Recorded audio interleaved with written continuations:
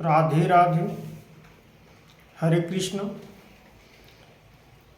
भक्ति सभी मित्रों, दोस्तों, श्रद्धा भक्ति में रखने वाले, राधा राधा एक बार बोलिए प्रेम से। सभी भक्तों, सभी श्रद्धा भक्तियों में रखने वाले, भक्ति भावनाओं को, सनातन धर्म को आगे बढ़ाने के लिए भगवान के प्रति हम लोग सब भगवान के आगे सर झुकाते हैं और उनसे प्रार्थना मांगते हैं। हे प्रभु, जो हूँ आपका हूँ, जो मेरा तत्व है, जो मेरा स्वरूप है, प्रभु आपका है, मेरा कुछ भी नहीं है। कहा गया है मनुष्य कथाओं में भगवान की प्रतिमा सर्वरूप ज्ञान तत्व से जब प्रति स्वरूपों को प्राप्त होती है, मनुष्य ऐसा एक विचित्र स्वरूप है कि मानव जीवन मिलना बहुत सौभाग्य की बात है। आज की प्रार्थना है, आज की संवेदनाशीलता है, जो बहुत सारे महत्वपूर्ण कथाओं का और माध्यम को लेते हुए हम कहते हैं कि हम धनवान हैं कि नहीं हैं, हम पूजनीय हैं कि नहीं हैं, सर्वव्यापी हैं कि नहीं हैं। अगर इस मनुष्य को इस ही जन्म में ज्ञान की प्राप्ति हो जाए, ज्ञान की परिभाषा समझ में आ जाए, वो मनुष्य जीवन में अपने विचारों को भगवान के प्रति सर झुका देंगे। अहंकारता, किसी बेटी बहू पर नजरें उठाकर देखना, गलत निगाहों से देखना, ये कहां तक पुरुष का जीवन में सफलता ले जाएंगे। नहीं मनुष्य तन, ये जो है किसी के बेटी बहू को गलत सोचने से पहले अपने आप आत्मा से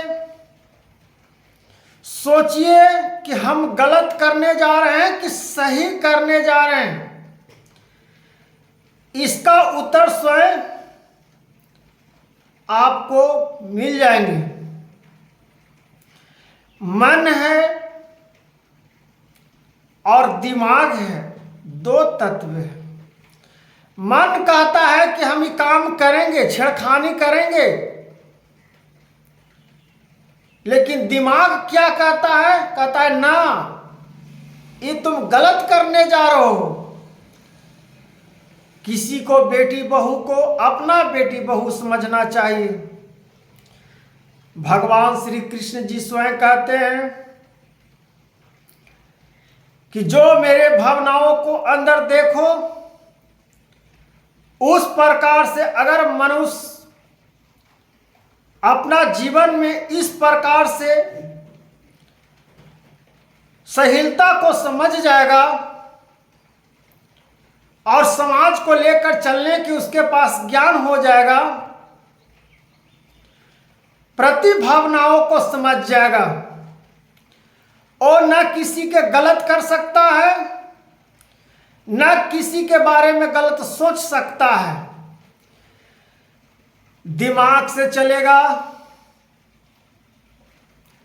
तो हार जाएगा मनुष्य। इसलिए कहा गया है मित्रों, बुद्धि और दिमाग को समझना होगा। एगो कहता है क्या न्याय दंड देंगे, बुद्धि कहता है न्याय दंड देंगे, दिमाग कहता है नहीं शांति रहो, तुम्हारा कोई दंड नहीं है। लेकिन दिमाग बरियार है, इसलिए हम लोग को खींच लेता है, कहता है नहीं चलो तुम्हारा सजा दिवाएंगे, गलत काम करो। लेकिन जो मनुष्य, जो पुरुष, जो माताएं बहनों दिमाग से जो चलते हैं वो कभी विचलित नहीं हो सकते हैं। इसलिए दिमाग से चलिए, और जब दिमाग से चलते हैं पांचों तत्व का अध्ययन आपका शरीर में उत्पन्न हो जाता है। जब शरीर में उत्पन्न हो जाता है तो हृदय अमल सी। आप एक चीज सोच लीजिए, मनुष्य इस जीवन में सब दुखी है,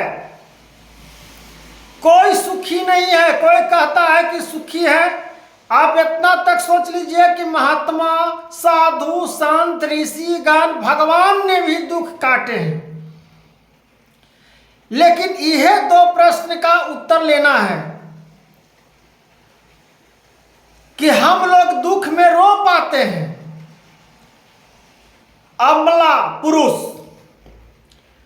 जो ऋषि गण होते हैं, जो दुख को सामना करते हुए अंदर से मुस्कान की प्रतिमा होती है, चेहरे पर हंसी खिलते हैं, क्योंकि वो समझते हैं कि दुख आ जाया है तो कल सुख जरूर आएगा।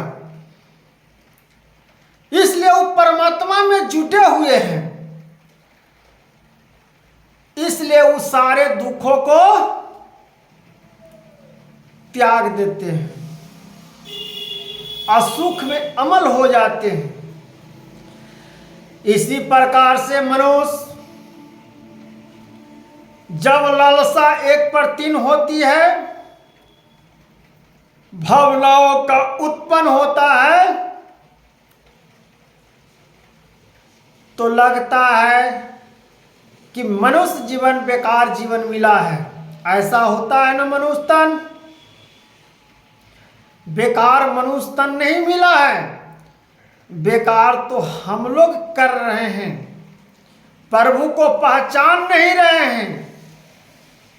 जब तक होश आया,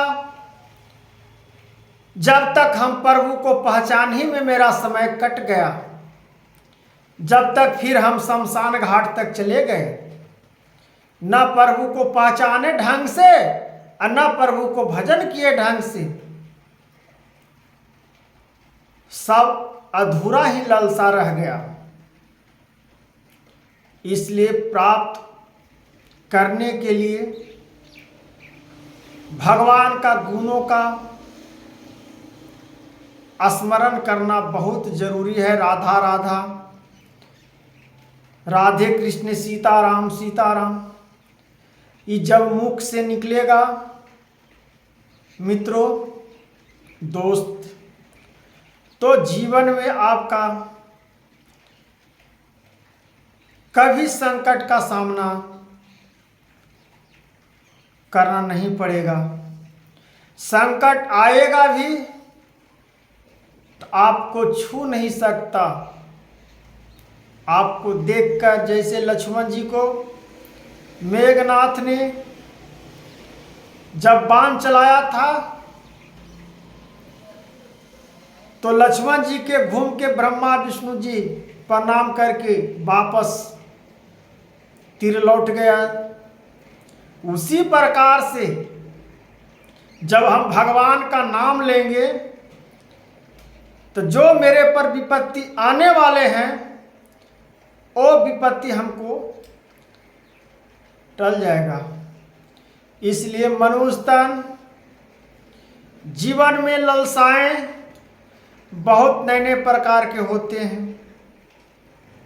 इसलिए जीवन में राधे राधे, हरे कृष्णा नाम जापते रहिए। राधे राधे मित्रों।